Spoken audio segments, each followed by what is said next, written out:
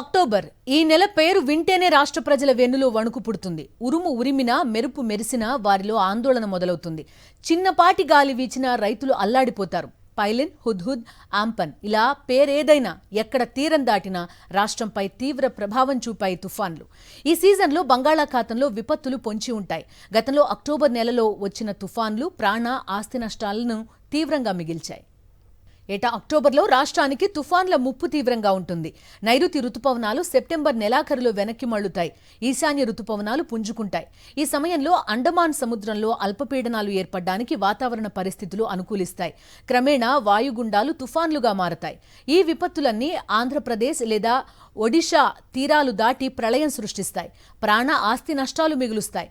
గంజాం, ఖుర్దా, పూరి, కేంద్రపడ, జగత్సింగ్పూర్, భద్రక్, బాలేశ్వర్ జిల్లాలు తీరానికి చేరువుగా ఉన్నాయి.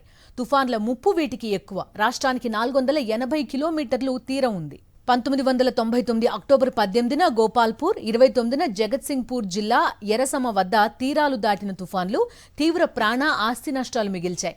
సో అక్టోబర్ అదేవిధంగా నవంబర్ మధ్య వరకు ఈ తుఫాన్ల తీవ్రత చాలా ఎక్కువగా ఉందంటున్నారు. సో గత చరిత్ర కూడా దీని అంతటిని కూడా స్పష్టం చేస్తోంది. ప్రస్తుతం అక్టోబర్ వచ్చిన నేపథ్యంలో అలర్ట్నెస్ ఎలా ఉంది? పూర్తి డీటెయిల్స్ అడుగుదాం. మా కరెస్పాండెంట్ అనిల్ జాయిన్ అవుతున్నారు. అనిల్, చెప్పండి.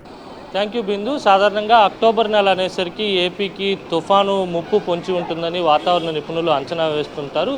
ఈ ఏడాది కూడా పశ్చిమ మధ్య బంగాళాఖాతంలో అత్యధిక అల్పపీడనాలు ఏర్పడ్డాయి. 2-3 బలపడి వాయుగుండంగా కూడా మారినటువంటి సందర్భాలు ఉన్నాయి. వచ్చేటువంటి రేపు 2-3 నెలలు కూడా పూర్తి స్థాయిలో పెద్ద ఎత్తున వర్షపాతం నమోదయ్యేటువంటి అవకాశం ఉంటుందని వాతావరణ శాఖ నిపుణులు అంచనా వేస్తున్నారు. దీనికి సంబంధించి ఇప్పటికే వాతావరణ శాఖ డైరెక్టర్ జనరల్ మృత్యుంజయ మహాపాత్ర దానికి సంబంధించినటువంటి వివరాలు కూడా వెల్లడించారు. ఇప్పటి వరకు నైరుతి సీజన్ నడిచింది. ఈ నైరుతి సీజన్లో అత్యధిక వర్షపాతం నమోదైంది. సాధారణం కంటే 7.2% అత్యధిక వర్షపాతం నమోదైంది. వచ్చేటువంటి ఈ 3 నెలల్లో అంటే అక్టోబర్, నవంబర్, డిసెంబర్ 3 నెలల్లో కూడా అత్యధిక వర్షపాతం నమోదయ్యేటువంటి అవకాశం ఉంటుంది. దక్షిణ భారతదేశంలో ఉన్నటువంటి కర్ణాటక, తమిళనాడు, ఆంధ్రప్రదేశ్లో ఉన్నటువంటి చాలా ప్రాంతాలు, రాయలసీమ, కోస్తాంధ్ర జిల్లాలో కూడా భారీ వర్షాలు ఉండేటువంటి అవకాశం ఉంటుందని, అలాగే తెలంగాణలో కూడా పెద్ద ఎత్తున వర్షపాతం నమోదయ్యేటువంటి సూచనలు కనిపిస్తున్నాయని వాతావరణ శాఖకు సంబంధించినటువంటి డైరెక్టర్ జనరల్ మృత్యుంజయ మహాపాత్ర వెల్లడించారు.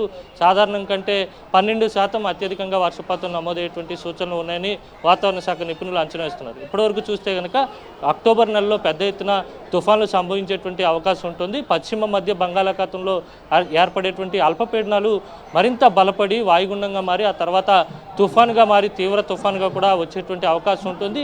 సాధారణంగా అక్టోబర్లో ఏర్పడేటువంటి అల్పపీడనాలు బలపడి తుఫాన్గా మారితే కనుక దీని గమనం విశాఖపట్నంతో పాటు ఉత్తరాంధ్ర అలాగే దక్షిణ ఒడిశా ప్రాంతాల వైపు ఉంటుందని వాతావరణ నిపుణులు అంచనా వేస్తారు. అందుకు అనుగుణంగానే పూర్తి స్థాయిలో హెచ్చరికలు కూడా జారీ చేస్తుంటారు. ఈసారి కూడా తుఫాన్లు వచ్చేటువంటి అవకాశం ఉంటుందా లేదా అనే దానిపై ఇప్పటికే అధ్యయనాలు కూడా కొనసాగుతున్నటువంటి పరిస్థితి.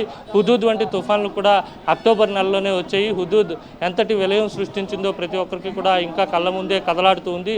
అలాంటి సందర్భాలు ఈ ఏడాది ఏమైనా ఉంటాయన్న కోణంలో కూడా పూర్తి స్థాయిలో అధ్యయనం చేస్తున్నటువంటి పరిస్థితి. సాధారణం కంటే అత్యధిక వర్షపాతం అయితే స్పష్టంగా నమోదయ్యేటువంటి సూచనలు ఉన్నాయని వాతావరణ శాఖ అంచనా వేస్తుంది. ఇప్పటివరకు కురిసినటువంటి వర్షాలకు పెద్ద ఎత్తున ఏపీలో ఉన్నటువంటి చాలా ప్రాంతాల్లో నదులు, వాగులు, వంకలు పొంగి పొర్లినటువంటి సందర్భాలు ఉన్నాయి. అయితే 7.2% వర్షాలు అధికంగా పడితేనే పరిస్థితులు ఈ విధంగా ఉంటే 12% అత్యధిక వర్షపాతం నమోదైతే కనుక ఇంకా దాని ప్రభావం ఎక్కువగా ఉంటుందని వాతావరణ నిపుణులు అంచనా వేస్తున్నారు. ప్రధానంగా దక్షిణ భారతదేశంలో ఉండేటువంటి కేరళ, తమిళనాడు అలాగే కర్ణాటక, ఉమ్మడి ఆంధ్రప్రదేశ్లో ఉన్నటువంటి చాలా ప్రాంతాల్లో భారీ నుంచి అతి భారీ వర్షాలు, కొన్ని చోట్ల అత్యంత భారీ వర్షాలు కూడా ఉండేటువంటి అవకాశం ఉంటుందని వాతావరణ నిపుణులు అయితే మాత్రం అంచనా వేస్తున్నారు. Bindu. Okay, thank you Anil.